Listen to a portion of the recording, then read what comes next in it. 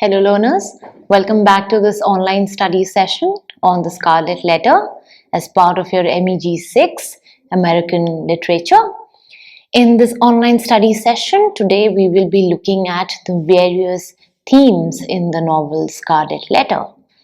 And as we know, to understand or to grasp a better meaning of any work of fiction, it is an important aspect to look at its thematic concerns in great details. So, without further ado, let us start. The Scarlet Letter is not a treatise on guilt or on the social construction of meaning. Essentially, first and last, it is a story. But obviously, that story is enhanced throughout by its capacity to provoke thought on a range of topics. At every step along the track of the story, we are urged to ponder the many ramifications of events and relationships. Hawthorne's symbolic mode requires us to look at events for their larger significance. But rather than thinking that the story exists for the sake of presenting its themes, let us take the opposite approach. The themes exist for the sake of making the story more interesting. Where some novelists add interest to fiction by inventing large numbers of characters, devising many subplots carried out in a diversity of settings and oversweeps of historical time, Hawthorne adds interest by intensifying his basic situation through a technique of enhancing our sense of its significance, its intellectual resonance. The Scarlet Letter is not a piece of didactic fiction. All the mystery, uncertainty, dualities, and ambiguities of his treatment result in calling attention to questions, not enforcing or persuading us to answers. The A is ultimately a riddle, teasing and perplexing us. The prevalent mode is inquiry, speculative, and meditative.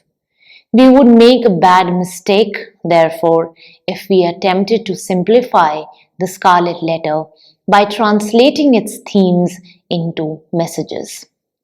Numerous though they are, all the novel's thematic questions can be seen as rising from the initial situation presented in the marketplace, which is that of a supposed division, a rift in an original unity between individuals and their society. This original unity, however, is immediately exposed as a fantasy because whatever utopia the founders had projected, they quickly had to build a prison.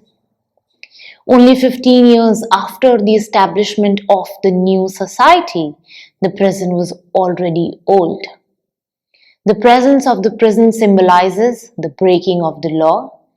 But if there had really been the imagined unity between individuals and their society, law would have been unnecessary. Law itself, therefore, represents the rift in society, and individualism is defined as deviation. The society itself enters the world of the Scarlet Letter under a cloud, already judged and marked. In turn, however, the individual attempts to establish her priority to society, and she does this by establishing herself as the center of the law and claiming the right to judge society. If this is Hester's eventual rationale, it is not Hawthorne's.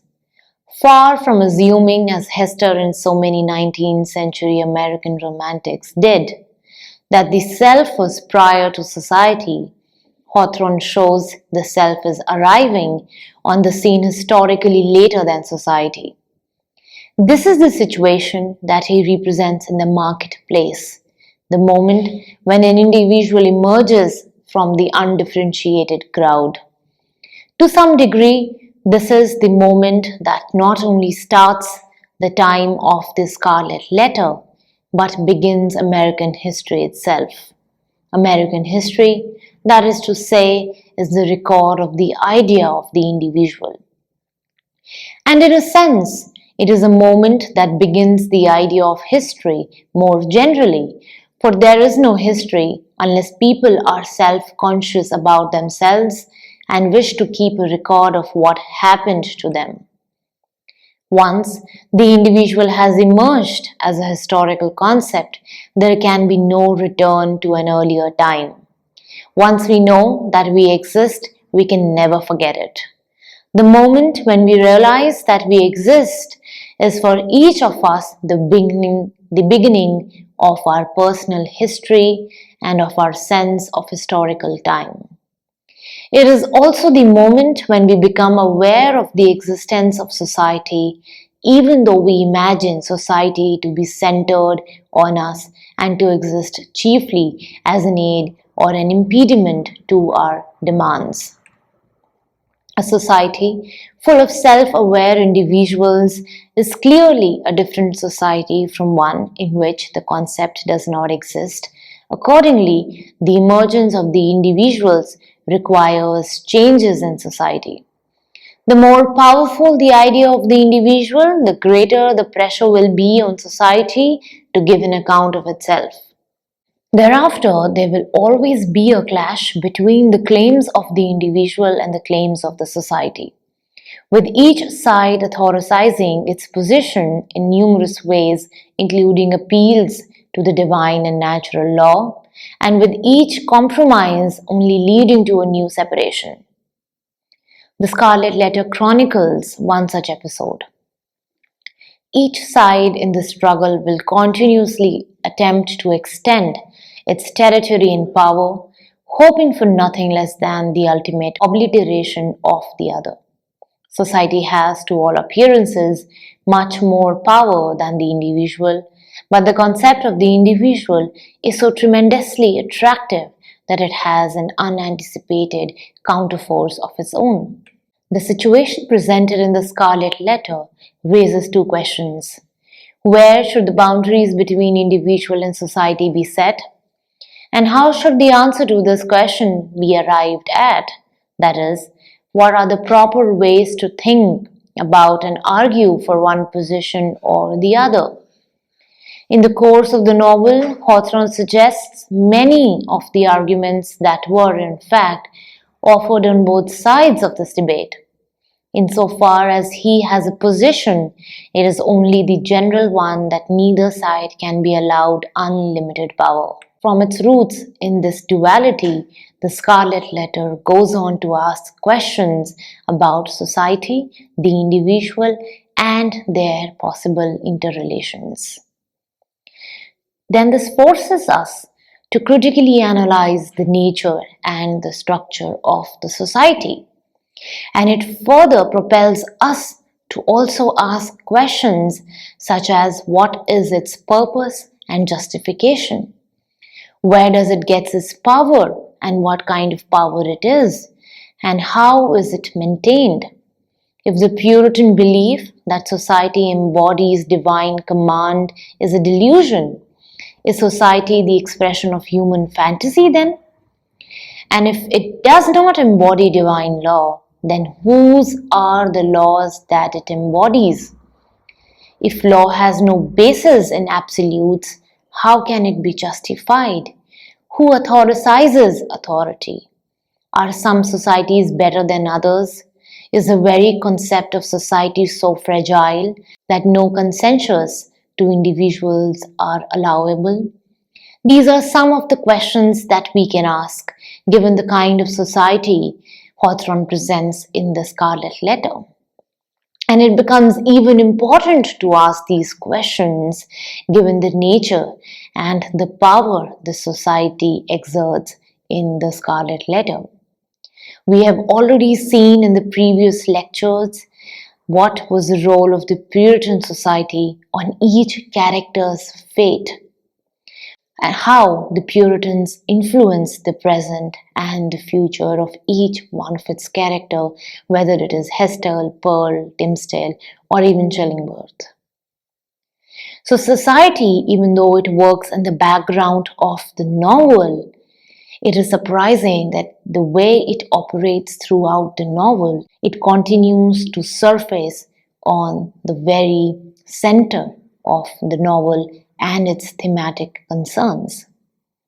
And while we learn and question about the significance, the powers, and the working of the society in the Scarlet Letter, the other question that arises is that of the individual. Where does the individual stand? Is the individual, in a sense, really good or really bad? Does the idea of the individual as separable from society really make any sense? And if people are born into society and only emerge later as individuals, is it not fair to say that individualism is a social creation? If so, how can people realistically ever expect to be free of society? We have thought of society as the creation of fantasy. But what if the deepest human feelings are only internalized social prohibitions like Dimsdale's profound sense of sin? And further, it also forces us to look at the interrelations between the individual and the society. What aspect of individual life should be exempt from social supervision? What is the explanation for feelings of guilt, remorse, conscience? Is sincerity always preferable to hypocrisy? If society is deplorable, why are isolation and alienation so terrible? What is the moral status of love? What is the connection between love and sexual passion? And what about family? Is it not the secret ideal of the Scarlet Letter, epitomized in the configuration of father, mother, and child? Would not the best society be one where the configuration was supported by society? And is not that configuration denied by both parties to the struggle between self and society? And the equation, the triangular equation between Hester, Pearl, and Dimsdale, talks about this idea of the self and the society and the constant struggle between the two. And while we're looking at the interrelations between the self and the society, where does love exist? Where does this triangular setting of a family exist? Does it have any place? Does it have any meaning? Does it have any value? Or the only value that is attached and meaningful is the one that comes from the Puritan law? And if that is the case, then we are again forced to think, where is the place of the individual in such a scenario? So the novel is a constant interplay, is a constant war between these aspects of the individual and the society. We are constantly forced to examine our idea of the individual and its status in the society. And while we do so, all the other thematic concerns are merely a thread that functions out of this interplay between the individual and the society. So the rest of the themes that we are going to look at are, again, they will be based upon this interplay between the individual and the society. For instance, the next thematic concern is that of the status of women in the society. Now, this is a question, this is a theme that requires a great amount of deliberation. Looking at the status of Hester and how she was a pariah in that society makes us question what kind of society are we talking about. And especially to a 21st century reader, the questions about the status of women and how we value individualism becomes extremely important. And not only does it become important, it also highlights the fact that where do questions of personal choice, love, and relationship exist? And are women only present in this Puritan society as merely symbols, or do they have any actual function. If, as is obvious, society invests power and authority in males, especially older males, can we not say that society exists to further the individualism of one specific group? And at what expense? At the expense of other groups. What obligations does society have towards women and children? How does it justify and maintain in the exclusion of women from authority? So we've seen in the text that how only men of certain degree and of certain age were allowed to become the members of the church and the state. This question that can women be part of that authority is completely out of the purview of the novel. That in itself is the indicator of the status of society, of the status of women in the society. And are women essentially different kinds of human beings from men? And if so, how is the concept of individualism affected? If women are excluded from society but also excluded from a concept of individualism, where do they belong? Are we ready to extend the idea of individualism to all human beings, regardless of sex? Regardless of whether they are essentially like or unlike one another? Can Hester ever get up to the platform to preach her own sermon rather than to second Imsdale's? And these deliberations are of extreme importance to a reader of 21st century. And I think this is where the geniusness of Hawthorne's lies, that he has written a novel in the early 19th century which is still relevant, and its themes and questions are still relevant to a 21st century audience as well. Moving further, the other important aspect of the novel is the question about the artist. Is the artist necessarily on one side of the struggle or the other? The creative energies that produce art appears to inherent in individuals, not in social groups. Yet evidently, art can be put to use in the service of society or in the service of the individual. As an artist, Hester fulfills her own individualistic needs and serves society as well. To some extent, she does both at the same time. When the magistrates wear her embroidered collars and cuffs, have they appropriated her gifts, or has she co-opted them? And the same argument can be asked for Hawthorne as well, because he is also an artist who is writing for an individual purpose as well as a more universal role. Then what concerns us is the historical analysis of the novel. As human beings are shaped by their personal pasts, so a nation is shaped by its collective past. And conversely, individual pasts are developed within a national setting.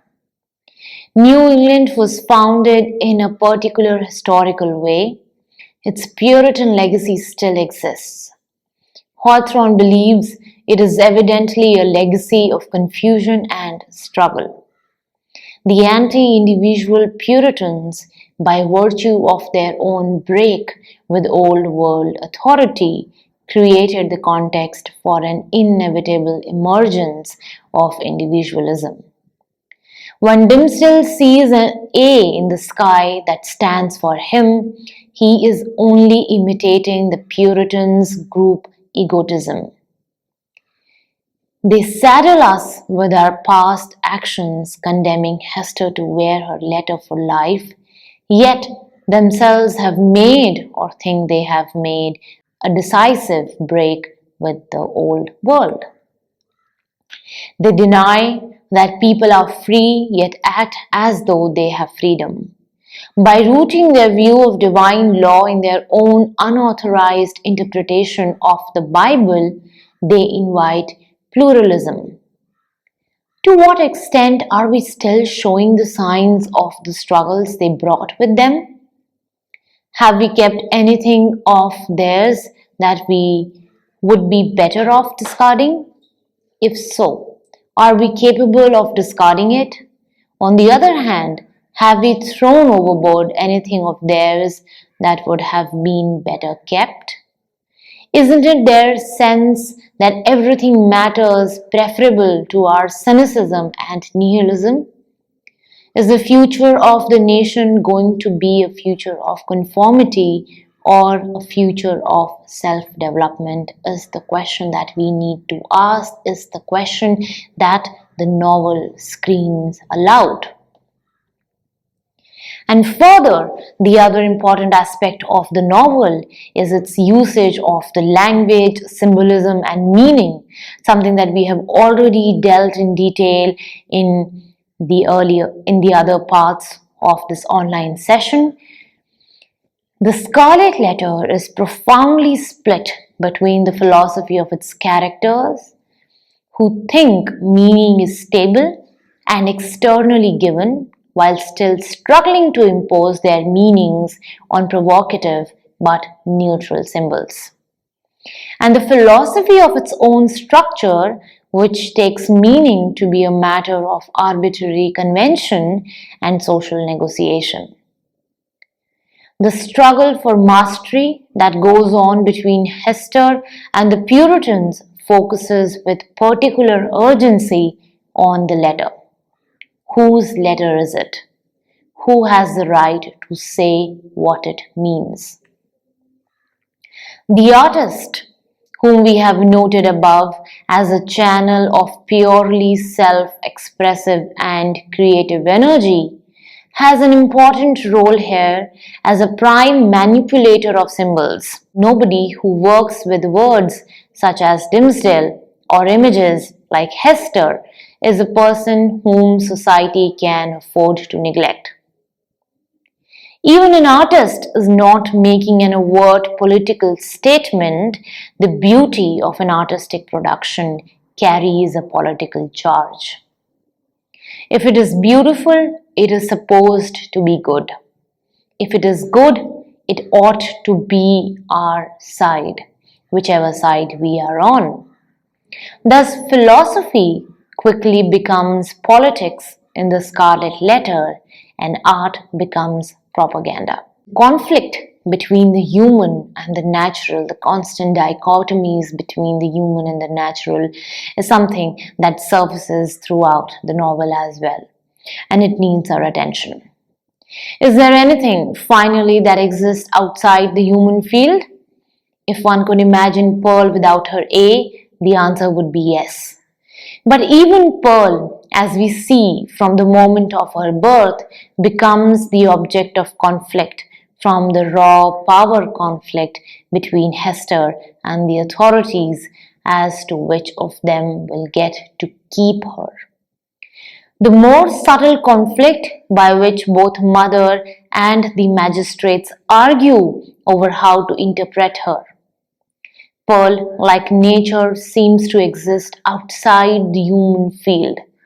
But like nature, she does so only so long as nobody looks at her. As soon as she is noticed, she falls within the human boundaries and becomes an object of meaning and interpretation. We are left then to ponder the astonishing finale in which Hester takes Pearl back to Europe and ensures that she marries there. In terms of the themes enunciated, this would appear to be a gesture of turning back the clock and repudiating history. It is, one might say, a thoroughly antinomian gesture. Even though Hester then returns to work out her destiny, takes up her letter, and concludes her interrupted struggle with the magistrates. It is also a thoroughly utopian gesture.